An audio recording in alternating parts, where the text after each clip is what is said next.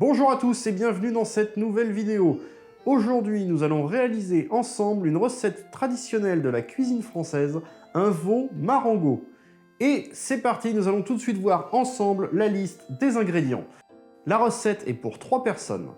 Vous aurez besoin de 600 g de sauté de veau, d'un oignon rouge, d'une carotte, de 2 tomates, d'une gousse d'ail, de 5 g de sucre, de 500 ml de bouillon de légumes, de 100 g de champignons, de thym et de laurier. Et nous nous retrouvons tout de suite pour la réalisation de cette recette. Vous allez pouvoir commencer par prendre l'oignon rouge et le couper en deux. Les deux moitiés seront utilisées séparément. Ne jetez surtout pas vos pelures aujourd'hui, nous allons les utiliser pour réaliser un bouillon de légumes. Vous allez ensuite pouvoir peler les champignons et pareil, mettez bien les pelures et les pieds de côté. Nous allons les ajouter au bouillon. Pour la carotte, nous gardons également les pelures.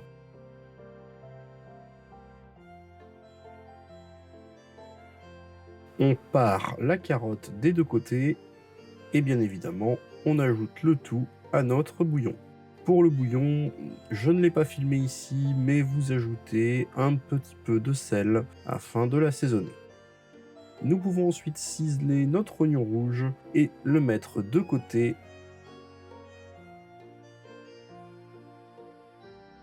On met un fond d'huile dans notre marmite et on commence à faire chauffer à feu vif. Pendant la montée en température, on peut commencer à couper le sauté de veau en morceaux plus petits, 4 à 5 cm maximum. On ajoute le sauté de veau dans l'huile et c'est parti à feu vif toujours pour faire dorer notre viande.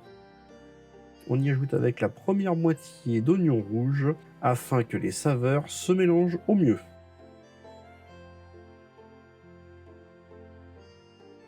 On va laisser revenir notre viande à feu vif jusqu'à obtenir une très belle coloration. On coupe notre carotte en deux, puis on fait des tronçons assez gros. La cuisson va être très longue, les morceaux n'auront pas besoin d'être fins pour être cuits. On peut émincer la gousse d'ail. Ici, j'ai choisi de l'écraser un bon coup avec le couteau et de passer simplement quelques coups de lame dessus. Pas besoin d'un travail de précision, pareil, la cuisson sera longue. Nous venons singer notre viande avec 15 g de farine et on remue le tout jusqu'à obtenir un mélange homogène. Vous pouvez à ce moment commencer à réduire un tout petit peu la puissance du feu afin d'éviter que notre préparation ne brûle. Après avoir laissé cuire notre bouillon pendant une bonne demi-heure, nous allons pouvoir venir le filtrer. J'ai volontairement fait plus de bouillon que nécessaire afin de pallier à l'évaporation de l'eau et à l'absorption qu'il peut y avoir avec les différents produits à l'intérieur du bouillon. Bien évidemment, s'il vous reste du bouillon à la fin de la recette, il est inutile de le jeter. Il se conserve très bien dans un bocal pendant quelques jours au frais et vous pouvez bien évidemment le mettre aussi au congélateur et l'utiliser au besoin. On vient déglacer notre préparation au vin blanc.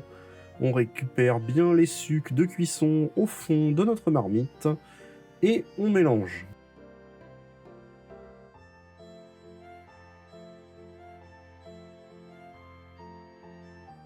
On vient ajouter 500 ml de notre bouillon de légumes. Vous voyez une belle couleur et plein de saveurs. On mélange bien l'ensemble afin d'homogénéiser la préparation.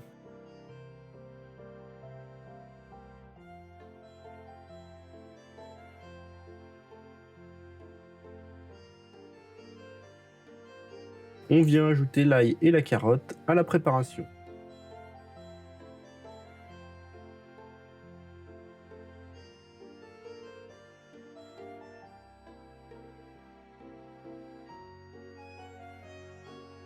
On mélange l'ensemble.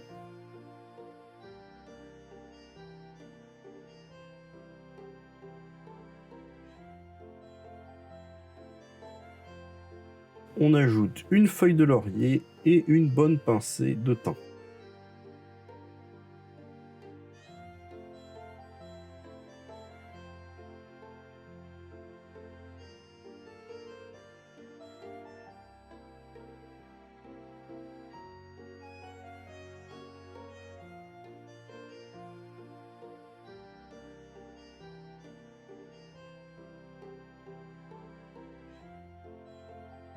On coupe notre tomate en dés. Inutile de chercher à faire quelque chose de précis, les tomates vont de toute façon être incorporées à la sauce pendant la cuisson.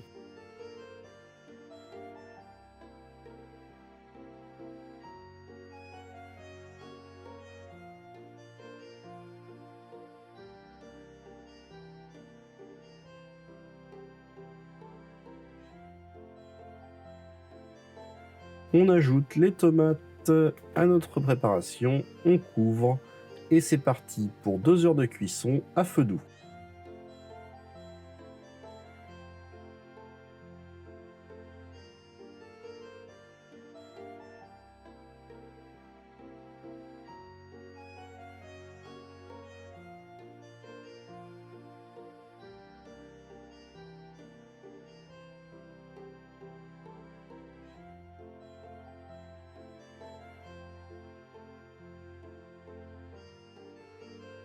Pendant que notre préparation est en train de cuire tout doucement, on prépare une casserole d'eau remplie à moitié, dans laquelle on y ajoutera 5 g de sucre. On coupe grossièrement notre deuxième moitié d'oignon que l'on va ajouter dans cette casserole afin de le faire confire. On laisse cuire jusqu'à évaporation totale du liquide afin d'obtenir un oignon bien caramélisé.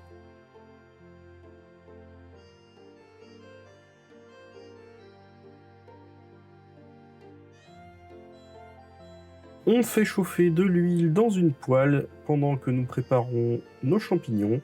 On coupe nos champignons en 4 afin de garder des morceaux suffisamment gros après cuisson.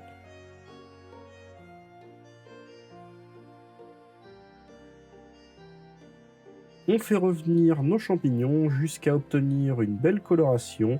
Attention à éviter une surcuisson qui apporterait des champignons complètement desséchés et nous laisserait des morceaux tout petits.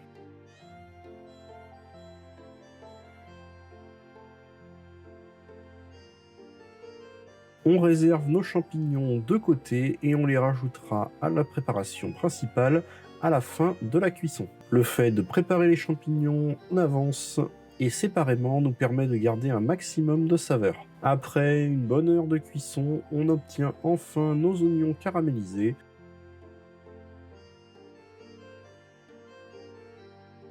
A few moments later. Après les 2 heures de cuisson, on retrouve notre préparation à laquelle nous allons pouvoir ajouter nos oignons caramélisés et nos champignons.